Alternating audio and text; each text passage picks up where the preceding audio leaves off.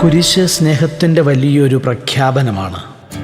സ്വന്തം ജീവൻ സ്നേഹിതർക്കു വേണ്ടി നൽകുന്നതിനേക്കാൾ വലിയ സ്നേഹമില്ലെന്ന് കുരിശ് നമ്മെ പഠിപ്പിക്കുന്നു. നാം ദൈവത്തിൽ നിന്ന് അകന്നു പോകുമ്പോഴും കുരിശ് നമ്മെ തേടിയെത്തുകയും തിരികെ വിളിക്കുകയും ചെയ്യുന്നു. അനാഥമായി പോകുമായിരുന്ന മനുഷ്യവർഗത്തിന് സ്വർഗീയ പിതാവിൻ്റെ മക്കളെന്ന സ്ഥാനം തിരികെ നൽകിയത് കുരിശിലെ ആത്മബലിയാണ്. കുരിശ് നമ്മെ അനാഥരാക്കുന്നില്ല, മറിച്ച് ദൈവരാജ്യത്തിൻ്റെ അവകാശികളാക്കി മാറ്റുകയാണ് ചെയ്യുന്നത്.